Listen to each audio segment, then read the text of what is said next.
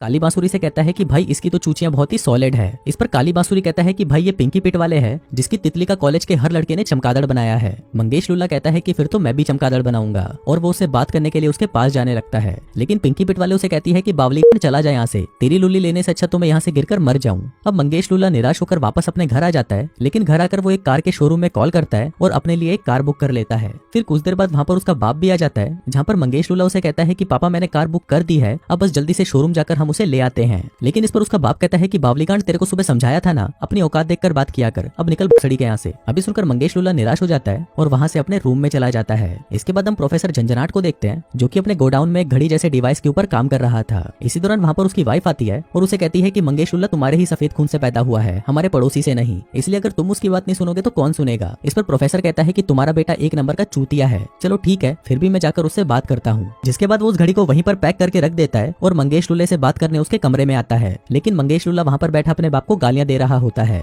अब ये सब सुनकर उसके बाप को गुस्सा आ जाता है और वो वहाँ से चला जाता है। फिर कुछ देर बाद उस बेसमेंट में प्रोफेसर की बेटी सफाई करने आती है, जिस दौरान उससे गलती से वो घड़ी नीचे गिर जाती है जो कि प्रोफेसर झंझनाहट ने वहाँ पर रखी हुई थी। फिर कुछ देर बाद उसकी माँ प्रोफेसर का गिरा हुआ सामान उठाकर ऊपर ले आती है। इस दौरान मंगेश लुल्ला उस सामान में से उस घड़ी को देख लेता है और उसे उठाकर अपने पास रख लेता है। इसके बाद वो अपने दोस्त काली बांसुरी के साथ कॉलेज जाता है, लेकिन वहाँ पर कुछ निब्बे आते हैं और काली बांसुरी को डामर का टुकड़ा बोलकर चिढ़ाने लगते हैं। वहीं पास में से पिंकी पिट वाले भी गुजर रही थी और तभी वो दोनों निब्बे उसके पास जाकर पूछते हैं कि हमारे घोड़े की सवारी करोगी। लेकिन ये सुनकर पिंकी पिट वाले की सटक जाती है और वो उनमें से एक के मुंह पर कॉफी फेंक कर वहाँ से चली जाती है। तभी वो लोग गुस्से में मंगेश लुल्ले को ही लपेट लेते हैं और उसे धक्का देकर वहाँ से चले जाते हैं। अब मंगेश को देखकर पिंकी पिट वाले उसकी मदद करने उसके पास आती है, जिसके बाद वो दोनों आपस में बातें करने लगते हैं। मंगेश कहता है कि मेरी लुल्ली छोटी तो है लेकिन मेरे अंदर का स्टेमिना बहुत ज्यादा है। अभी सुनकर पिंकी पिट वाले उससे इंप्रेस हो जाती है और उसे अपना एड्रेस देकर कहती है कि यहाँ पर मेरी बजाने के लिए आज दोपहर को पहुंच जाना। फिर दोपहर होते ही मंगेश लुल्ला बहुत ही एक्साइटमेंट में पिंकी पिट वाले के घर पहुंचता है और सोचता है कि आज तो मैं उसकी पीछे से लूंगा। लेकिन वही पिंकी पिट वाले उससे अपने घर का काम करवाने लगती है और कचरा उठवाती है। फिर पिंकी पिट वाले मंगेश लुल्ले से पूछती है कि टाइम क्या हुआ है, तो मंगेश अपनी जेब में से वो घड़ी निकालता है और उसे टाइम बताता है, जिसके बाद वो उस घड़ी को पहन लेता है। अब जैसे ही मंगेश उस घड़ी का एक बटन दबाता है तभी उसे एक झटका महसूस होता है। मंगेश लुल्ला सोचता है कि ये क्या हुआ, जिसके बाद हम देखते हैं कि मंगेश लुल्ले के पीछे जो लड़की झूला झूल रही थी वो वहीं पर ही रुक गई है। लेकिन मंगेश लुल्ले को उसका कोई अंदाजा नहीं था और वो वापस अपना कचरा उठाने के काम पर लग जाता है। इसी दौरान उसे वहाँ पर एक बड़ा सा चूहा दिखाई देता है जो कि वहाँ पर स्टॉप हो चुका था। मंगेश लुल्ला उसे डराकर भगाने की कोशिश करता है लेकिन वो चूहा नहीं हिलता। जिसके बाद मंगेश उसे उठाकर पिंकी को दिखाने के लिए उसके घर के अंदर ले आता है। लेकिन अंदर आकर वो देखता है कि वहाँ पर पिंकी पिट वाले एकदम फ्रीज हो चुकी है और ये सब ऐसा लग रहा था कि समय अचानक रुक सा गया हो। लेकिन तभी चीजें वापस नॉर्मल हो जाती हैं और उस बड़े से चूहे को वहाँ पर देखकर पिंकी पिट वाले की फटकर 464 हो जाती है।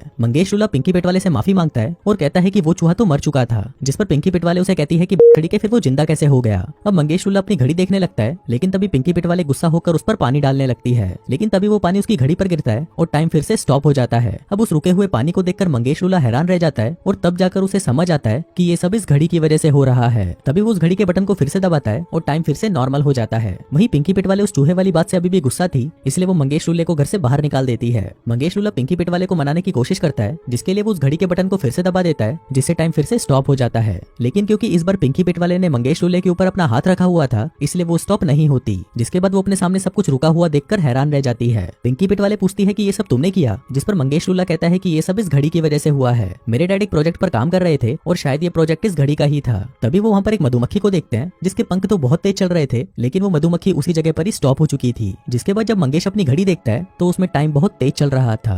मंगेश लुल्ला कहता है कि मेरे डैड किसी डॉक्टर फुस्की के लिए काम कर रहे थे जो कि मॉलिक्यूल्स की स्पीड के ऊपर था, जिसका मतलब था कि इनको जो भी रुका हुआ दिखाई दे रहा है वो असल में रुका हुआ नहीं था, बल्कि इन लोगों की स्पीड बहुत ज्यादा तेज हो चुकी थी। दोस्तों वैसे ही जैसे फ्लैश भागता है तो उसे सब कुछ रुका हुआ या फिर स्लो दिखाई देता है। इसके बाद वो दोनों घर से बाहर निकल जाते हैं और टाइम को स्लो करके मजे करने लगते हैं। वो एक कुत्ते को उठाते हैं जो कि मूत रहा था और उसे उठाकर एक कार में रख देते हैं। इसी तरह कॉलेज के जो लड़के उसे परेशान किया करते थे वो उनके पेंट स्प्रे के कैन पर होल कर देते हैं। जिसके बाद वो सभी की लोकेशन को चेंज करके उनके मूवमेंट को बदल देते हैं। फिर जैसे ही वो टाइम को वापस नॉर्मल करते हैं तो ये सब होता है। फिर ऐसे ही मजे करने के बाद शाम को मंगेश लुल्ला पिंकी पिट वाले को उसके घर छोड़ने जाता है, जहाँ पर अंदर जाने से पहले वो दोनों एक दूसरे को दबाकर चूसते हैं। इसके बाद मंगेश टाइम को फिर से स्लो कर देता है और बकचोदिया करते करते अपने घर पहुंचता है। लेकिन घर के अंदर जाने से पहले उसे महसूस होता है कि घर के अंदर कोई पहले से ही है। वो घर के अंदर जाता है और वहां से सीधा बेसमेंट में जाता है। इसी दौरान उसे महसूस होता है कि उसके पीछे कोई तो है और फिर जैसे ही वो पीछे देखता है तो उसके सामने एक लड़की आकर उस पर बंदूक चलाने लगती है। लेकिन मंगेश उससे बच जाता है और तभी उसके पीछे खड़ा एक आदमी फ्रीज हो जाता है। अब ये देखकर मंगेश वहां से भागने लगता है, लेकिन वो लोग उसे पकड़ने के लिए उसका पीछा करने लगते हैं। मंगेश भागकर एक वैन के पीछे छुप जाता है और तभी उसे कोई वैन के अंदर खींच लेता है और ये और कोई नहीं बल्कि डॉक्टर फुस्की होता है। इसके बाद मंगेश वैन चालू करता है और वहां से निकल जाता है, लेकिन वो लोग अभी भी उसका पीछा करने लगते हैं।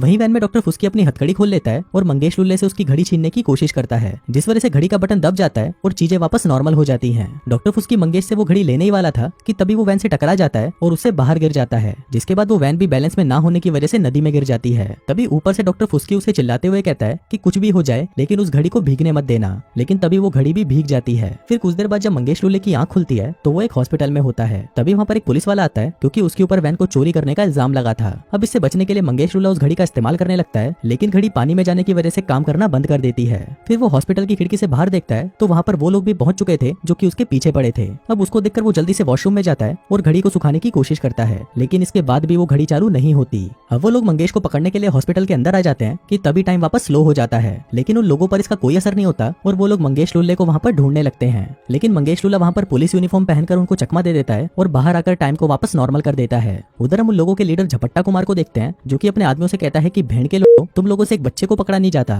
जिसके बाद वो अपने लोगों को वापस बुला लेता है क्योंकि अब उसका प्लान मंगेश लुल्ले के बाप को पकड़ना था। इसके बाद मंगेश पिंकी पिट वाले के घर पहुंचता है और उसे सब कुछ बता देता है कि कुछ लोग मेरा पीछा कर रहे हैं और वो मुझे मारना चाहते हैं, इसलिए मुझे जल्दी से जाकर अपने बाप से मिलना होगा। अभी सुनकर पिंकी पिट वाले उसे अपनी कार की चाबी देती है और कहती है कि मैं तुम्हारी मदद करने के लिए तुम्हारे साथ चलूंगी। अब वो लोग जैसे ही मंगेश के बाप को लेने उसके होटल पहुंचते हैं तभी उस होटल में पहले से ही झपट्टा कुमार पहुंच जाता है और प्रोफेसर झंझनाहट को किडनैप कर लेता है। इसके बाद जब वो लोग रूम में पहुंचते हैं तो उन्हें वहाँ पर प्रोफेसर झंझनाहट नहीं मिलता। इसके बाद जब वो दोनों वहाँ से जाने लगते हैं तभी वहाँ पर एक कचरे का ट्रक आता है और उन्हें उठाकर कचरे में डाल देता है। हम देखते हैं कि ये काम डॉक्टर फुस्की का होता है, जिसके बाद वो मंगेश से कहता है कि भूसके मेरी घड़ी कहाँ पर है। तभी पिंकी पिट वाले उसके मुंह पर एक जोर की लात मारती है, जिससे गुस्सा होकर डॉक्टर फुस्की उन दोनों को ट्रक से बाहर फेंक देता है और उनसे अपनी घड़ी मांगने लगता है। अब मंगेश लुल्ला अपनी घड़ी निकालकर उसे देने ही वाला था कि तभी पिंकी पिट वाले उसे फिर से लात मारकर बेहोश कर देती है। इसके बाद वो दोनों उसे बंदी बना लेते हैं और कहते हैं कि तुम साबित करो कि तुम ही असली डॉक्टर फुस्की हो। तभी डॉक्टर फुस्की मंगेश लुल्ले के पूरे खानदान का नाम बता देता है, जिससे साबित हो जाता है कि वो ही असली है। फिर मंगेश लुल्ला उसे पूछता है कि झपट्टा कुमार हम लोगों से क्या चाहता है। डॉक्टर फुस्की कहता है कि उसे वो घड़ी चाहिए ताकि वो अपना प्रोजेक्ट पूरा कर सके।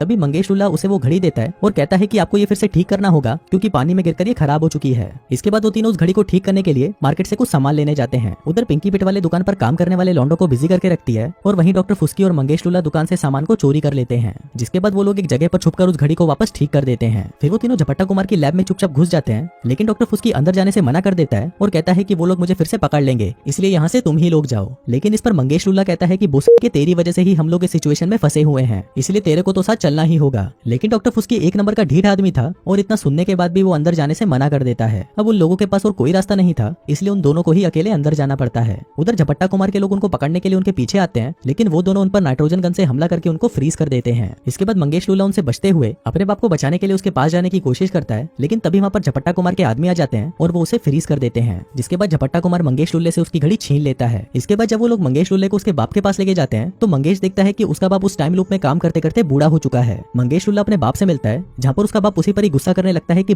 के तू यहाँ पर आया ही क्यों। वहीं दूसरी तरफ हम दलाल को देखते हैं जो कि झपट्टा कुमार से उसका वो प्रोजेक्ट खरीदने आया था, लेकिन झपट्टा कुमार उसे अभी अंदर आने से मना कर देता है क्योंकि उसका प्रोजेक्ट अभी तक पूरा नहीं हुआ था। लेकिन दलाल ऐसे कैसे मानने वाला था और वो अपने लोगों के साथ लैब की दीवार तोड़कर अंदर घुसने की कोशिश करता है, लेकिन वो ऐसा नहीं कर पाता। उधर अंदर मंगेश लुल्ला और उसके साथियों को कैसे भी करके बाहर निकलना था। तभी मंगेश लुल्ला अपनी जेब में से घड़ी निकालता है और कहता है कि उस चूते को तो मैंने नकली घड़ी दी थी और ये घड़ी असली है। जिसके बाद जब वो उस घड़ी को चालू करता है तो उसका शरीर इतना तेज हो जाता है कि वो किसी भी चीज के आर पार जा सकता था। फिर वो उस चैम्बर से बाहर निकलता है, लेकिन तभी झपट्टा कुमार के लोग उस पर हमला करने की कोशिश करते हैं, पर मंगेश लुल्ला फ्लैश की स्पीड में वहां से भाग जाता है। उधर झपट्टा कुमार जैसे ही चैम्बर को ओपन करता है तभी वो देखता है कि वहां पर डॉक्टर झंझनाहट और पिंकी पिट वाले नहीं होते और तभी वहां पर एक जोर का ब्लास्ट होता है, जिससे झपट्टा कुमार का पूरा प्रोजेक्ट बर्बाद हो जाता है। इसके बाद मंगेश लुल्ला अपने बाप और पिंकी पिट वाले को देखने आता है जो कि एक अंडरग्राउंड टेबल के नीचे छुपे हुए थे। अब वो लोग वहां से भागने लगते हैं कि तभी झपट्टा कुमार उठकर उन पर हमला करने की कोशिश करता है, लेकिन तभी वहां पर डॉक्टर फुस्की पहुंच जाता है और झपट्टा कुमार पर हमला करके उसे फ्रीज कर देता है। इसी दौरान वहां पर दलाल भी पहुंच जाता है जो कि असल में एक सरकारी आदमी था और वो झपट्टा कुमार और उसके लोगों को पकड़कर अपने साथ ले जाता है। अब सब कुछ ठीक हो चुका था, जिसके बाद मंगेश लुल्ला और उसका बाप अपने घर पर आते हैं और अपनी फैमिली से मिलते हैं। उधर हम देखते हैं कि मंगेश लुल्ले ने एक नई कार खरीद ली थी जो कि वो हमेशा से लेना चाहता था। इसके बाद पूरा परिवार उस कार में बैठकर जाने लगता है कि तभी कुछ पुलिस वाले उसका पीछा करना शुरू कर देते हैं, पर तभी अचानक टाइम फिर से स्लो हो जाता है, जिसका मतलब था कि वो घड़ी अभी भी मंगेश लुल्ले के पास में ही थी। और दोस्तों इसी के साथ ही ये कहानी यहीं खत्म हो जाती है।